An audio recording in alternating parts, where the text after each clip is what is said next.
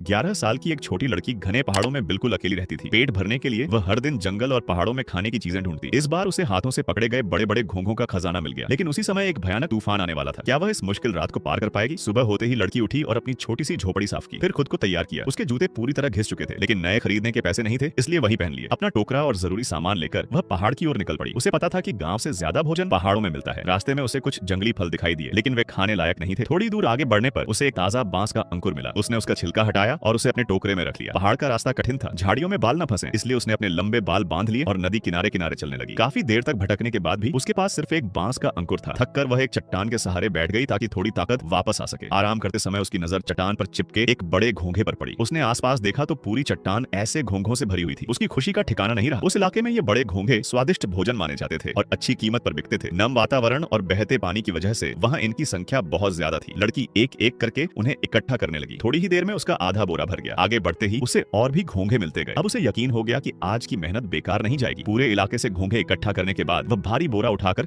घर लौट आई। घर पहुंचकर उसने घोंघों को 2 बराबर हिस्सों में पैक किया। वहीं एकमात्र बांस का अंकुर अपने खाने के लिए अलग रख दिया। इसके बाद वह गांव में घोंघे बेचने निकल पड़ी। पहले घर में लोगों ने घोंघों को कई बार देखकर परखा और फिर एक पैकेट खरीदा। पहली कमाई आसान नहीं थी। दूसरे घर में वह एक बड़े मकान पर पहुंची। इस बार घर के मालिक ने बिना ज्यादा सवाल किए दूसरा पैकेट भी खरीद लिया और उसे अच्छे पैसे दे दिए। लड़की के चेहरे पर मुस्कान लौट आई। अब शाम ढल चुकी थी। आसमान में काले बादल छा गए थे और तेज तूफान आने वाला था। वह जल्दी जल्दी अपने घर की ओर लौटने लगी। खुशकिस्मती से बारिश शुरू होने से पहले वह झोपड़ी पहुंच गई। घर पहुंचकर उसने भीगे जूते उतारे और खाना बनाने लगी, लेकिन तेज हवा के कारण चूल्हा जलाना बहुत मुश्किल हो रहा था। काफी कोशिश के बाद आग जली। वह दरवाजे पर बैठकर बाहर झूमते पेड़ों को देख रही थी। तभी तेज बारिश शुरू हो गई। कुछ ही मिनटों में झोपड़ी की छत से पानी टपकने लगा। तेज हवा ने छप्पर का एक हिस्सा भी उड़ा दिया।